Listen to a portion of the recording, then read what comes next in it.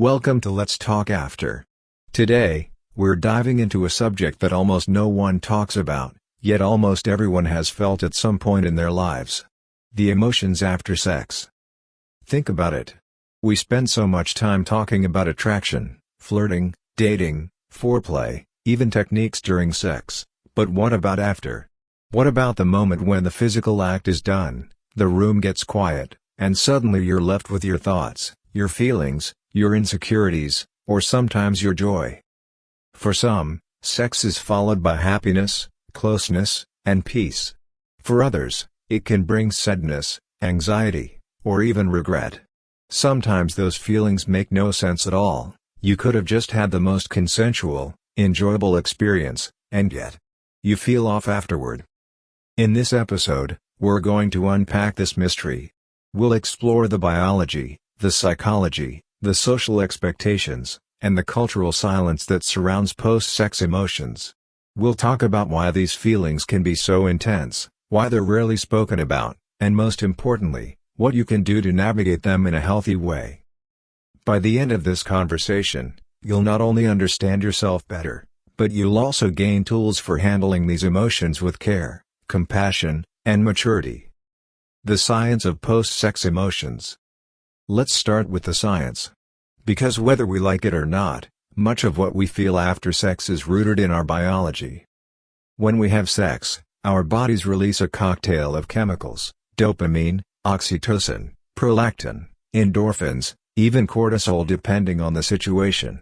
Each of these chemicals affects us differently. Dopamine is the reward chemical. It gives you that burst of pleasure, satisfaction, and reinforcement. It's why sex feels good and why you often want it again. Oxytocin, often called the cuddle hormone or love hormone, is released especially during orgasm and skin-to-skin contact. It promotes bonding, trust, and closeness. This is why some people feel deeply connected to their partner after sex. Prolactin is linked to sexual satisfaction and relaxation. It's one reason why you might feel sleepy or calm after sex. Endorphins are natural painkillers. They create a sense of euphoria and stress relief. But then there's cortisol, the stress hormone. For some, especially if the experience carried guilt, anxiety, or fear, cortisol levels may spike afterward, leading to restlessness, sadness, or unease. So, in one sense, emotions after sex are not random, they're biochemical. Your body is shifting gears, flooding your system with powerful neurochemicals, and those changes can stir up everything from joy to sadness. But biology isn't the whole story. Because two people can have the same chemical reactions, yet one feels intimacy and happiness while the other feels emptiness or shame. That brings us to psychology, the psychological side. Sex is not just a physical act, it's a deeply psychological experience. One of the biggest factors influencing post-sex emotions is attachment style. Psychologists have identified four main attachment styles: secure, anxious, avoidant, and disorganized. People with a secure attachment style often feel content and bonded after sex. They see it as an extension of emotional intimacy. Those with an anxious attachment style may feel worried, asking themselves, "Do they still like me? Will they call me back? Did I do enough?"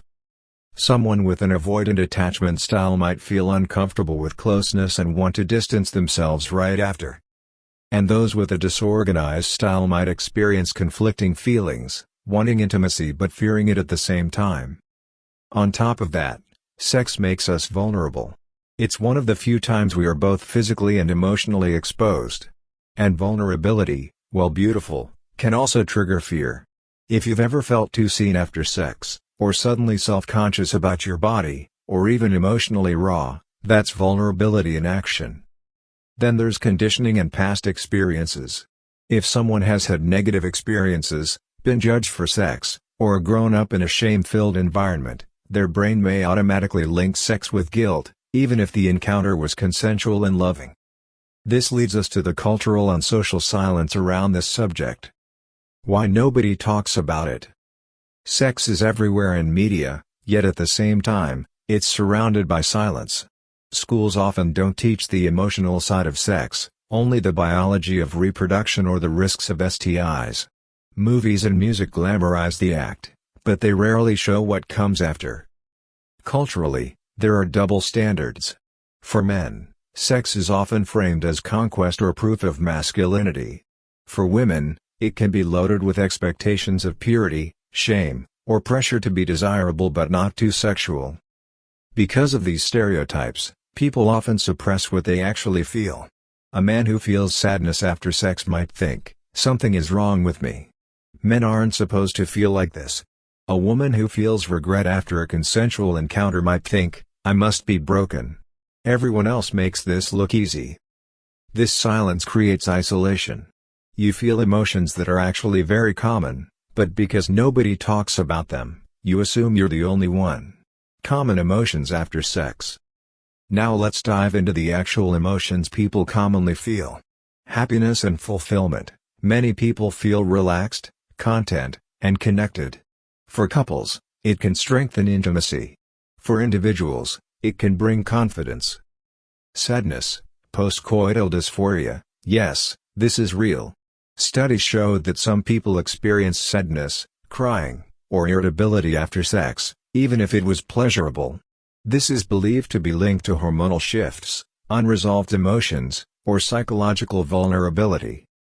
Anxiety, worrying about pregnancy, STIs, or whether your partner feels the same way.